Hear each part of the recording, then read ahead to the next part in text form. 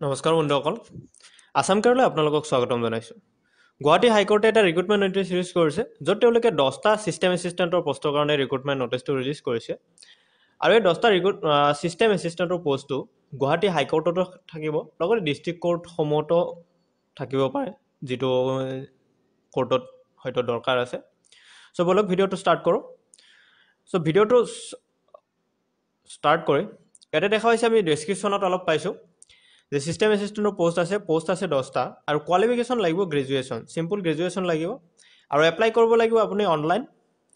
Apply কৰাৰ last date হ'ল 7/2024 আৰু আপুনি এপ্লাই কৰিব ghconline.gov.in ৱেবছাইটত চ' পষ্টৰ যদি আমি ইয়াতে চাওঁ পষ্ট আছে 10টা আৰু তাৰে 7টা আছে আনৰিজাৰ্ভ আৰু ST প্লেনৰ কাৰণে আছে 2টা ST হিলছৰ কাৰণে এটা আৰু ইয়াৰে পে ষ্ট্ৰাকচাৰ যদি আমি চাওঁ যেটো principal seat of Guwahati high court যেটো গুৱাহাটী হাইকোৰ্টত থাকিব তেওঁলোকৰ পেমেন্ট আছে টু স্কেল পে স্কেল আছে 14000 পৰা 17000 আৰু গ্ৰেড পে আছে 7600 আৰু ডিস্ট্ৰিক্ট কোৰ্টত যিসকলৰ আছে তেওঁলোকৰ পে স্কেল সেম আছে কিন্তু গ্ৰেড পে 6200 এটা চাও এলিজিবিলিটি কি দিয়া আছে এলিজিবিলিটি লাগিব অফিচিয়েল ল্যাঙ্গুৱেজ অসমৰ অফিচিয়েল ল্যাঙ্গুৱেজ অৰ্থাৎ অসমীয়া জানিব লাগিব ফ্লুয়েন্টলি জানিব লাগিব লিখা পঢ়া আৰু কোৱা তিনটাই লগতে এমপ্লয়মেন্ট এক্সচেঞ্জ লাগিব অসমৰ এমপ্লয়মেন্ট এক্সচেঞ্জৰ ৰেজিষ্ট্ৰেচন নম্বৰ লাগিব ভ্যালিড এডুকেশনাল কোৱালিফিকেশন ভিতৰত লাগিব BCA with 60% aggregate equivalent grade from a recognized institute with at least 1 year of working experience from a reputed institution organization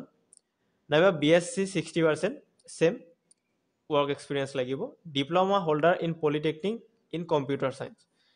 যদি কম্পিউটাৰ সায়েন্সৰ ডিপ্লোমা আছে পলিটেকনিকৰ পৰা তেতিয়াও হ'ব এজ লিমিট ধৰি দিয়া আছে 21 ইয়াৰ্ছৰ পৰা 40 ইয়াৰ্ছৰ ভিতৰত হ'ব লাগিব আৰু এই বয়সটো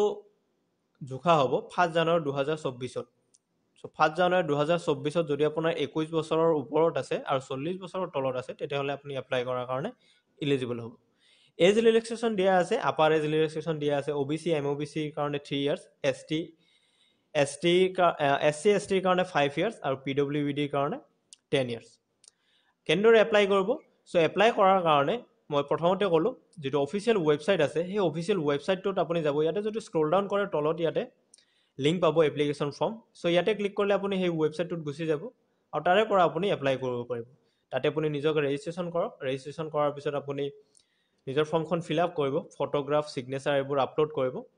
তাৰপিছত আপোনাৰ এপ্লিকেশন ফিটো পে কৰি সাবমিট কৰি দিব সো এপ্লিকেশন ফি কিমান লাগিব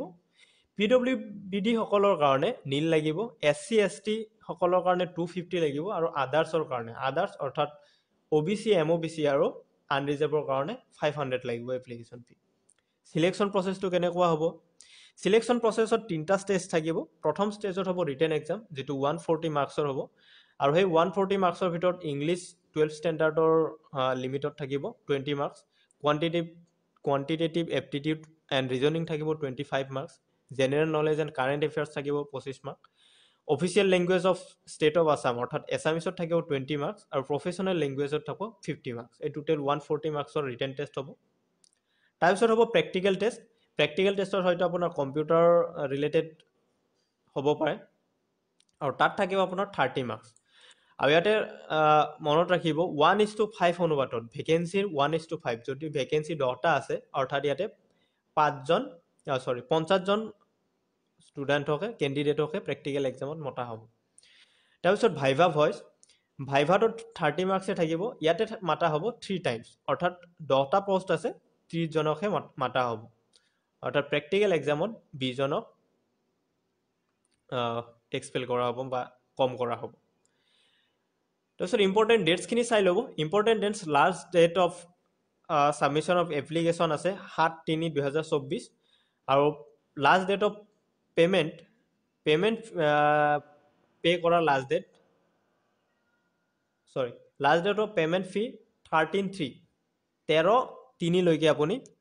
পে কৰিব পাৰিব বেংক ট্ৰানজাকশন আৱাৰ যেতিয়ালৈকে খোলা থাকে তেতিয়ালৈকে অৰ্থাৎ 3টা 4টা লৈকে নিশ্চয় সো এতিয়া আপুনি ইম্পৰ্টেন্ট লিংকস খিনি পাই যাব যৰ পৰা আপুনি নিজৰ ফৰ্মখন ফিল আপ কৰিব পাৰিব, অফিচিয়েল ডকুমেণ্ট নটিফিকেশ্যনখনো ডাউনলোড কৰিব পাৰিব। চ' এইখিনি আছিল পষ্টটোৰ বিষয়ে। যদি পষ্টটো ভাল লাগিছে, যদি ভিডিঅ'টো ভাল লাগিছে, তেতিয়াহ'লে লাইক কৰক, শ্বেয়াৰ কৰক নিজৰ বন্ধুবৰ্গৰ লগত, যিয়ে এই পষ্টটোৰ কাৰণে হয়তো এপ্লাই কৰিব পাৰে। আৰু যদি ভিডিঅ'টো ভাল লাগিছে তেতিয়া লাইক কৰক, আৰু যদি আপুনি আমাৰ চেনেল নিউ ভিজিটৰ্ছ হয় তেতিয়াহ'লে ছাবস্ক্ৰাইব কৰিবলৈ নাপাহৰিব। চ' ফ্ৰেণ্ডছ, থেংকছ ফৰ ৱাচিং।